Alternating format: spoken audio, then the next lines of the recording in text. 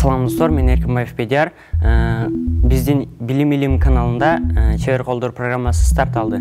Ал көрсөтүүдө тиричиликке керектүү же болбосо кызыктуу оюнчуктарды жасап алууну үйрөнөбүз. Азыр мен сиздерге пианино же болбосо роялдын сувенирин жасаганды үйрөтөм. Бизге картон керек, жана кара жука пластик керек,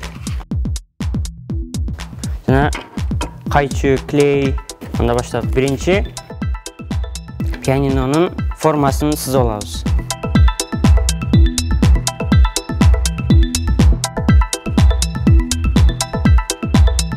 Сызып болдук, эми кыркып алабыз.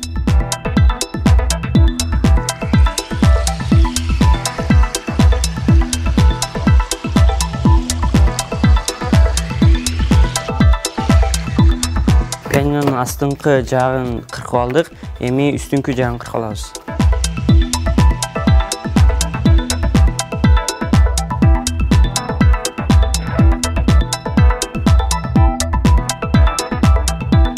Мынакей асты үстү бүттү, эми чекесин жасап алабыз.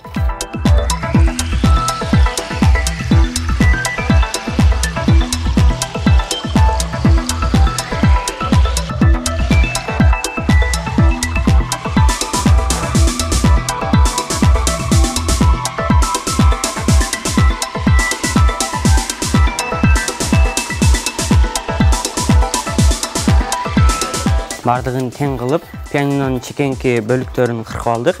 Эми буну жанын астына клейлейбиз.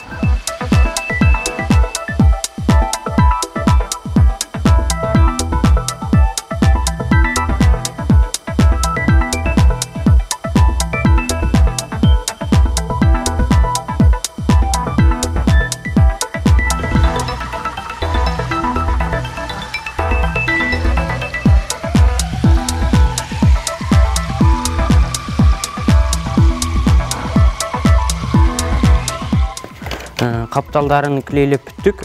Эми эки чекесин мындай кылып кыркып алабыз.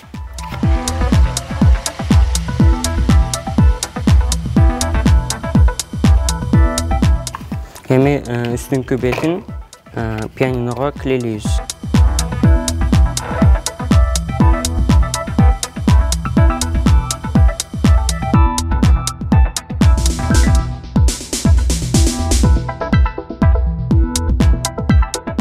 Пианинону клейлеп бүттүк. Эми тышын кара пластик менен каптайбыз.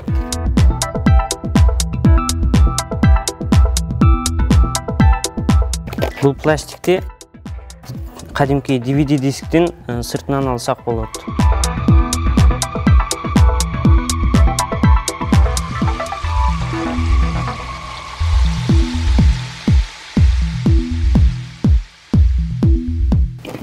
Бул пианинонун үстүңкү капкагы болот.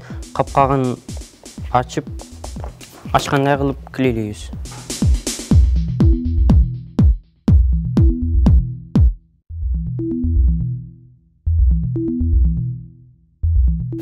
Эми пианинонун каптал жагын кара менен каптайбыз.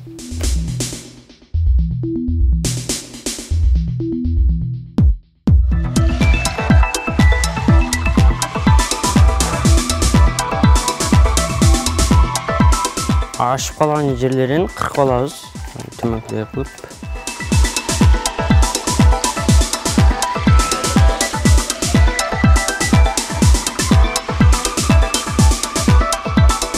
Эми пианинонун баскычтарын жасап алабыз.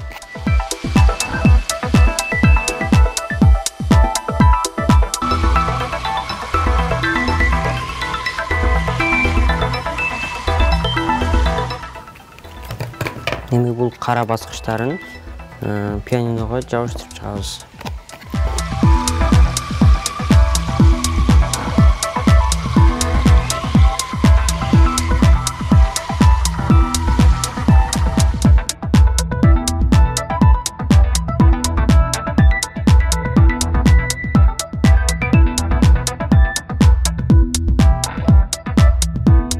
Пианинобуз даяр болду. Эми бунун путтары эле калды.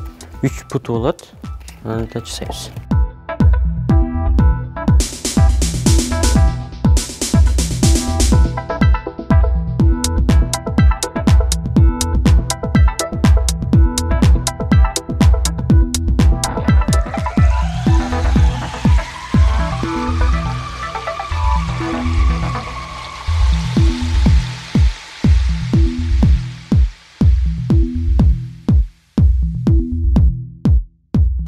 Мынакей пианиноз даяр болду. Эми столдун бетин козоп койгонго болот.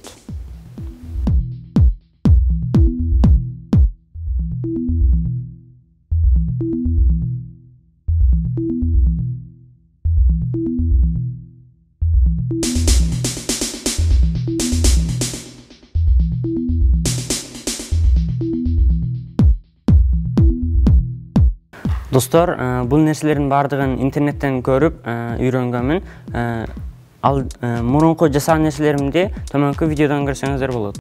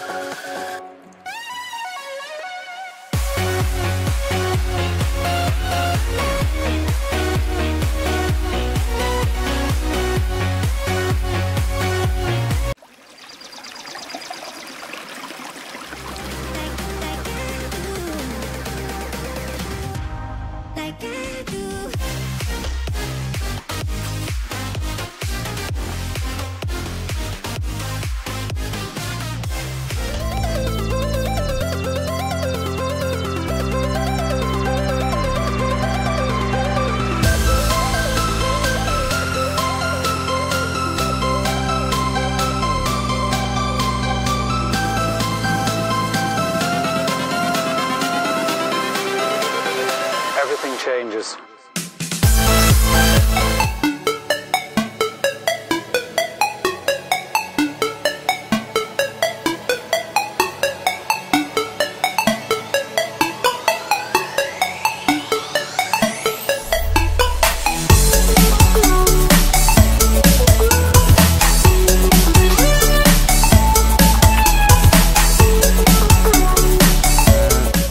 Мына достор, жасалуу жолу оңой эле, болгону сиздер жакшылап назар салсаңыздар, оңой эле үйрөнүп аласыздар. Азыр мен сиздерге уча турган көпөлүк жасаганды үйрөтөм. Бизге курулушта керектелүүчү ичке зым, кагаз, резинка, мындай тешик, шарик керек, экөө.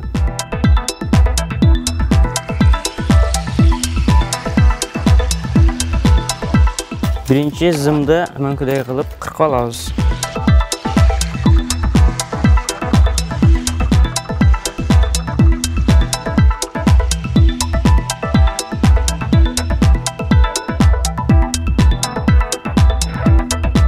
Калган зымдын ортосунан кайрып, шарикчелерди киргизебиз.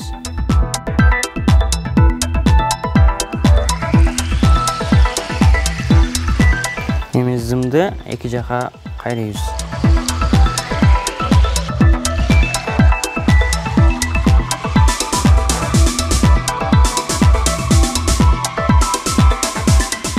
Көпөлүктүн үстүнкү бөлүкчөсү бүттү, эми астыңкы бөлүкчөсүн жасайбыз.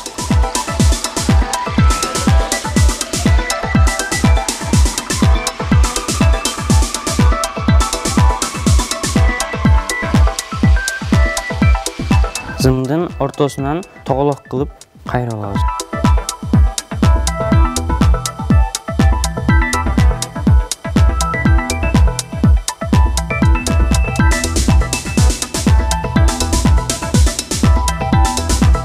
Зымдын ашыкчасын кыркып алабыз.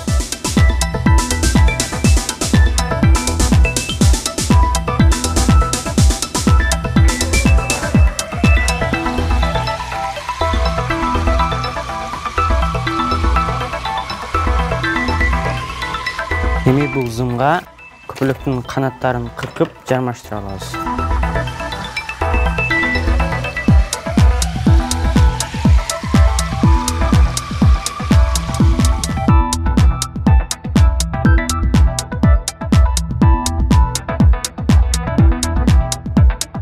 Көпөлөктүн үстүнкү бөлүкчөсү бүттү. Эми астыңкы бөлүкчөсүнө дагы канат кыркып жармаштыра алабыз.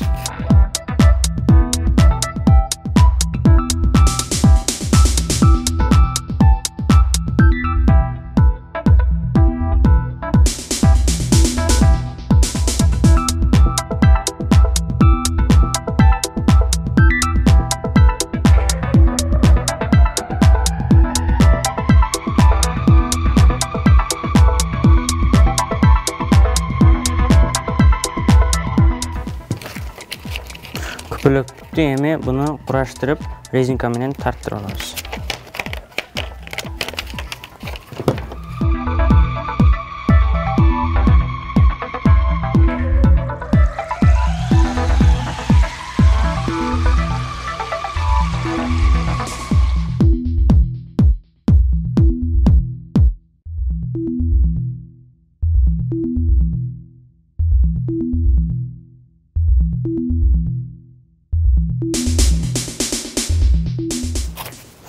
Көпөлөктүн астыңкы канатына ылдыйкы канаты тийип калбаш үчүн дагы ашыкчасын кыркабыз.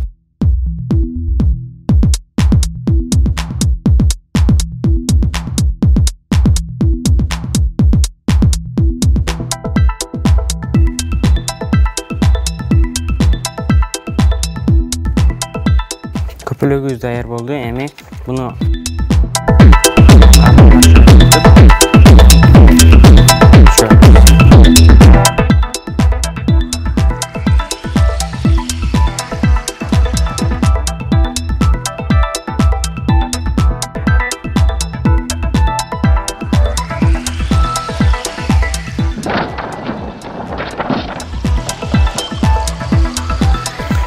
бул айланганда учат, сиздер да жасасаңыздар болот.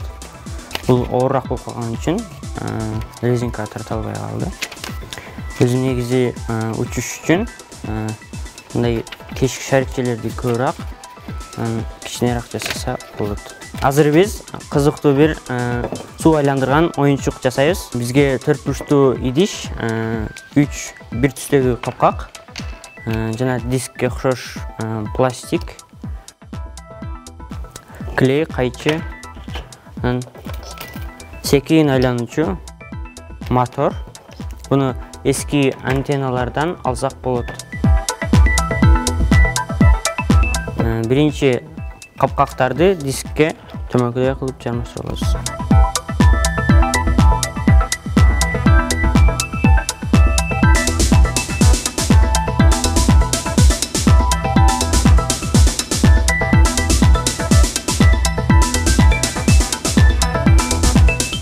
Капкактарды жармаштырып бүттүк. Эми буну мотордун учуна клейлейбиз.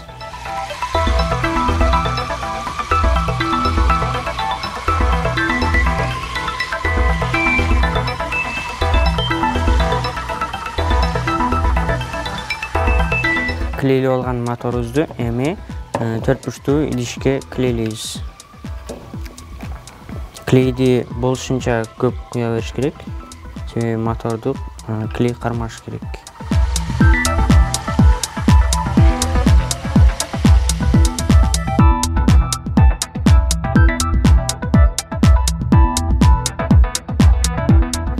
Суу айландыруучу каражатыбыз даяр болду. Эми буга суу куюп иштетсек болот.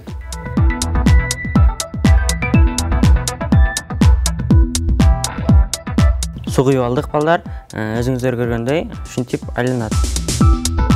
Адам мээси чарчаганда дагы буну көргөндө бир аз да болсо мээсин эс алдырат.